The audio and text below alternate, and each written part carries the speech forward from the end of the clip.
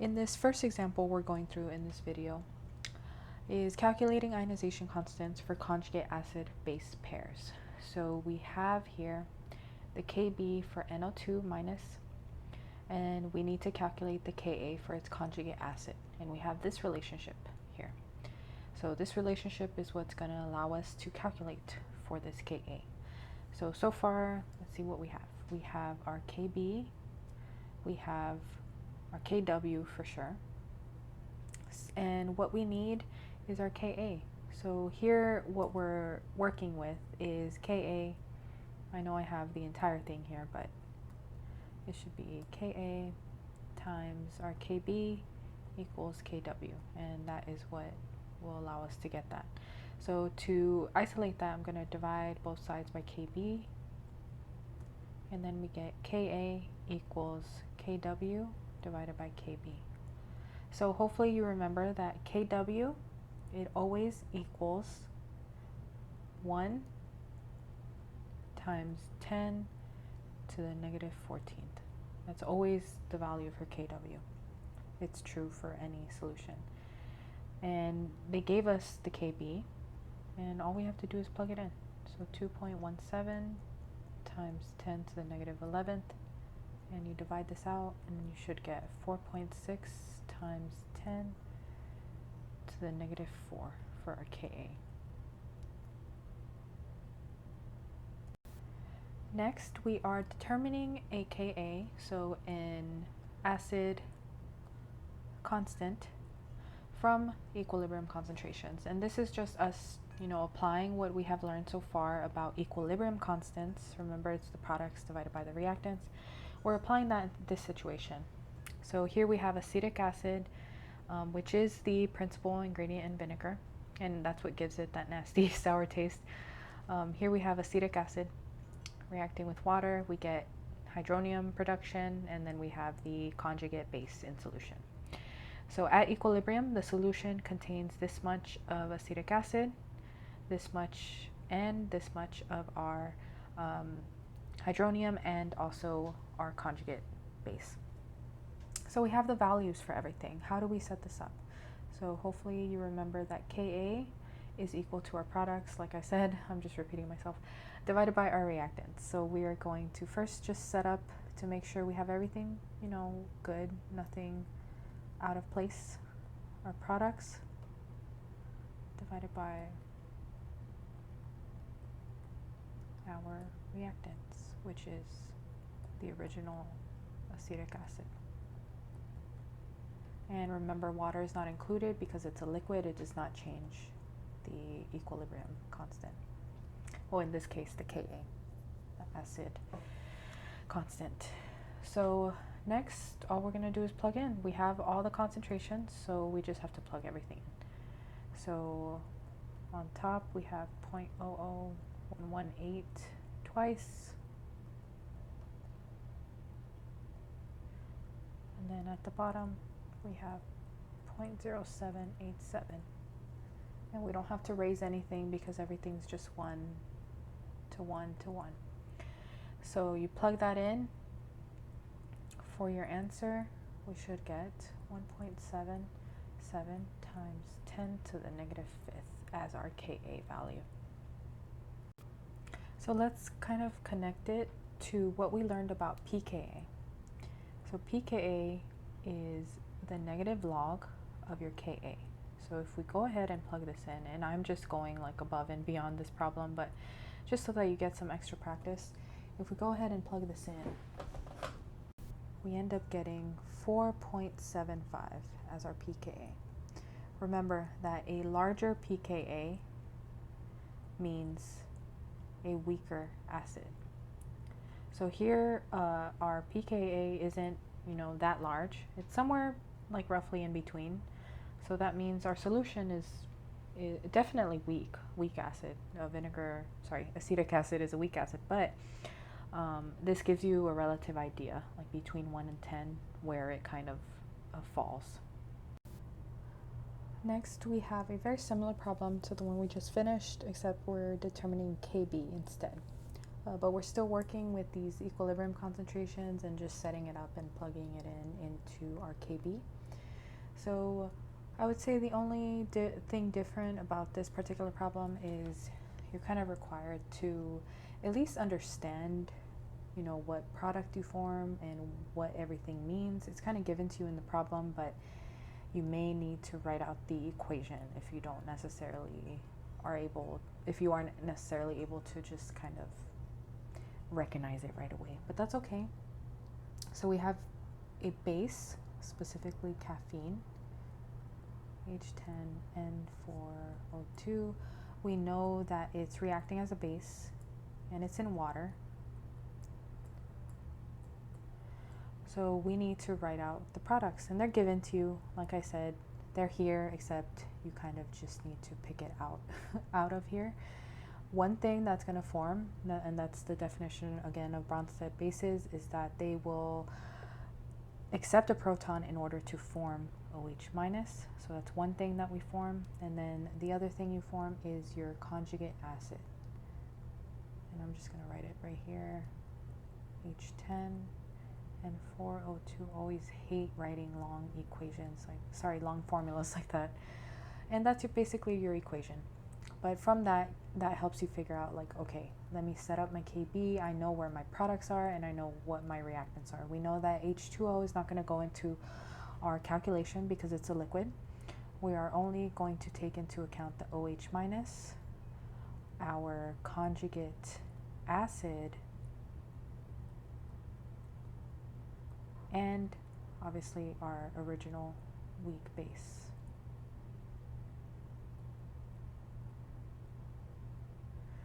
And we have all the concentrations. We have the base, we have the conjugate acid, and then we have the amount of OH. So we're just going to go ahead and plug everything in.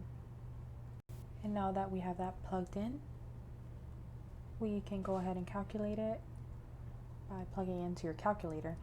And then you should get 2.5 times 10 to the negative fourth. So this is our KB value. Now we have finally reached a problem where we're going to have to set up an ice table. So we are determining either a Ka or a Kb. In this particular case, it's a Ka from a pH. So we are given a concentration of our acid, and we are also given a pH. What is its Ka? So hopefully by now you have done enough pH calculations where you realize anytime you're given a pH, the definition of pH is this. So anytime you're given a pH, you can automatically think, oh, I can figure out the concentration of my hydronium, right? So I have a concentration of my acid, and I can figure out this concentration right here. The concentration of your water will never matter because it's not taken into account when calculating the Ka. And then the only other thing we're missing is the NO2 right here. And to get that NO2 concentration, we have to set up an ice table. So H2O, just ignore. NO2, we're going to have to set up that ice table. So the first thing you want to do is, because we have that pH, we might as well get that concentration of hydronium. So we know that our 2.34, I was going to write pH, 2.34 equals negative log of H3O. And again, the process to solve for a hydronium concentration from a pH is to take the antilog. So first we're going to multiply both sides by -1. You end up getting negative 2.34, and this turns into positive. That's it. And then we're going to do the antilog. So we're raising both of those values. We're raising a 10 to both of those values. So this cancels out. And if we flip this around, I get H3O equals 10 raised to negative 2.34. And when you plug that into your calculator, you should get 0.046 molar. So now we have that concentration of hydronium. And now we have enough concentrations to start setting up our ice table. So we have our HNO2, our acid, and then for products we have our hydronium and our conjugate base. And remember, ice tables are our initial concentration, our change in concentration, and our equilibrium concentration. So far what we were given is the concentration of our original acid. When we put this acid and when it goes into solution, you don't have any hydronium just yet. It hasn't reached equilibrium, to form that hydronium. So you can think of this concentration as being the initial. That's what you started off with. You don't know overall how much of that actually ionized.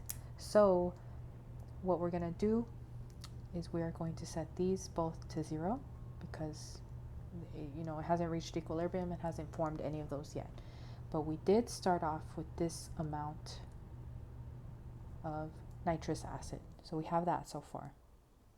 Another thing we have is the concentration of our hydronium. And this is actually after we have reached equilibrium. So anytime you have a pH, you can think of that as being the amount of hydronium once the reaction's already pretty much not done, right? Equilibrium concentrations are dynamic. They're never static, but you can think of it in terms of concentration, it's done. So we know the concentration of hydronium, which is 0.0046. Okay, now we can start kind of filling in puzzle pieces with representing changes in concentration. So hopefully you remember how we represent these. So if we're starting off with this initial nitrous acid, we know that this is decreasing. So this would have a negative sign. These would be increasing. So these would be positive. And all they would be, because everything's 1 to 1, is just x. And actually we have x right here. So we know that for our hydronium, we have x plus 0 basically equals 0.0046. So we know what x is because of that hydronium that we figured out, the hydronium concentration, the equilibrium concentration. And now we can plug this x into wherever you see it. So here, what we actually have before we plug in is 0.0516 minus x. Here we have just x. I was going to write plus x, but I'll just write x. So now we can plug it in to wherever we see that x. So I'm going to rewrite the ice table. So we have our HNO2, our hydronium, and then our conjugate base. So the initial don't change, so I'm not going to rewrite those actually, but for the change for the C, I'm going to write it in. So we know that this will be minus 0.046, so it'll be 0.0516 minus 0.046. And to calculate that out, we would just subtract those two. So you would end up getting 0.0470 for the equilibrium concentrations. And then for the H3O, obviously that's not changing, so it's just 0.0046. And then for NO2, we have, this is just x, and then this is also just x. So again, same thing. So now we have all the equilibrium concentrations. And now we can set that up to find our Ka.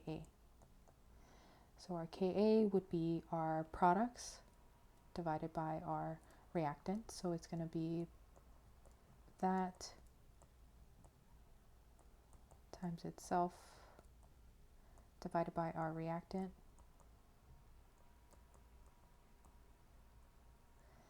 And from this, you should end up calculating 4.6 times 10 to the negative fourth. So the major things to note here is that the concentration you were given of that pH, you can think of it like the initial concentration of your starting acid before any equilibrium is reached. And then another thing to note is that from the pH, you can always calculate the concentration of your hydronium at equilibrium. So those are the major things to helping you solve this puzzle. In this last example, we are calculating equilibrium concentrations in a weak base solution. So you can do the exact same type of calculation for a weak acid solution. I just focused on base because we kind of always focus on acid. So just to give you, kind of more breadth and not just always on acid, acid, acid. Showing this last example as through calculating for a weak base. So it would be the same process for the example previous to this one in your slides. This is just for a base. Okay, so we are calculating equilibrium concentration. So keep that in mind that this time, instead of calculating the overall Ka or Kb, we are finding those equilibrium concentrations. Those are our unknowns. So what we have here is a reaction of a weak base. This is actually the weak base, just with water. And you get the conjugate acid. That's horrible, but conjugate acid, and you get your hydroxide ion. This is our original base. It's a weak base. And we have a Kb value overall, right? So it's the opposite from the previous problem. And we are given a concentration of our weak base, the trimethylamine right here. So this time, instead of having a pH, we have the Kb, but we still have that concentration of our either acid or base. So what we are going to first do is we have to set up the ice table first this time. We set up the ice table so that we can algebraically end up solving for our unknown. So we're going to go ahead and set that up. I'm going to use what's already here just to save some time. We know that H2O isn't relevant for this case. We're going to start off with our ICE. So first, for our original base, our weak base trimethylamine, we have an initial concentration of 0.25. Anytime you're given a concentration of either your weak acid or your weak base, it's going to be the initial. We know that we're starting off with no product just yet. Anytime you're given something like this, you're starting off with no product. That you can assume that. We know that our base is going to decrease in concentration. So this change will be negative versus the products will be positive because they should be increasing in concentration as the reaction proceeds from the left to the right.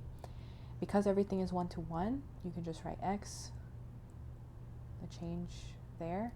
And then for our equilibrium concentrations, we know this is what we're solving for. We don't know what X is in this case, and we don't have a way to solve for it because we don't have the pH or pOH. So because of this, we're just going to fill in what we have, 0.25 minus X. Here it's just X, right? 0 plus X is X. 0 plus X is X. So we have our makeshift equilibrium concentrations, and we're going to use these quote-unquote makeshift concentrations to fill in our Kb. So we know that it will be our weak base, which is the trimethylamine. And just while I'm writing, I'll just talk. Trimethylamine is disgusting. It smells very strongly like of rotten fish. So amines are usually what give fish those that strong fishy smell. If you were ever wondering, I also worked with trimethylamine and triethylamine in a lab previously, and it's just horrible. Any base honestly really stinks. Trimethylamine, triethylamine, pyridine, they're all horrible. Okay, so all I did was I wrote the products divided by the reactants, which you guys are hopefully pretty used to doing by now. Now, what we can do is, like I said, fill in those makeshift concentrations, the ones from this row.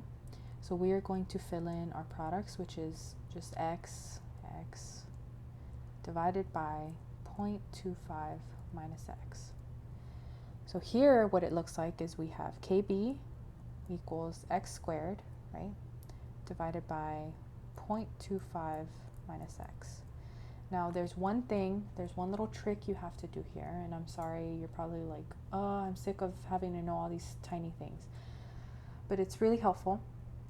So what you have to do here is, if we look at the original concentration of our base, and if we look at the Kb value, that Kb value is very small. Times 10 to the negative fifth is a very small number, regardless of what you have right here. That magnitude is tiny. So because we know that we have a relatively high concentration, 0.25 molar is pretty high considering, like, acids and bases. That's relatively high, and a very small Kb. A very small Kb means you have a very weak acid, which didn't ionize that much, right?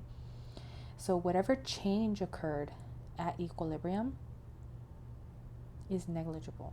So what we're going to do is we are going to rewrite this as Kb, or let me put an arrow right there, equals x squared divided by 0.25. And the thing is, we have our Kb value. It's 6.3 times 10 to the negative fifth. So we can fill that in. 6.3 times 10 to the negative fifth equals x squared divided by 0.25. So you can see hopefully where I'm going with this, some algebra. I'm going to multiply both sides by 0.25. I'm going to multiply this side by 0.25. And then what I get, and I'm going to just turn it around, x2 equals 0.25 times 6.3 times 10 to the negative fifth. And then if you can multiply that out, or you can just keep it there and just do it all at once in your calculator, it's up to you. I'm going to just do it all at once in my calculator. So to take away that square of that x, I'm going to square root both sides. So I get x equals square root of 0.25 times 6.3 times 10 to the negative fifth. Now when you solve for this in your calculator, you should get x equals 4.0 times 10 to the negative third. And this is molar. This is a concentration. And now we have x, and we can go back and we can look at where x can help us find the overall answer for this particular question. So overall, we're trying to find the concentration of the hydroxide ion, the pOH and the pH. So first, the concentration of the hydroxide ion is going to be calculated by just finding x, which we already did. So the concentration of OH hydroxide is 4.0 times 10 to the negative third molar. We answered one part of the question.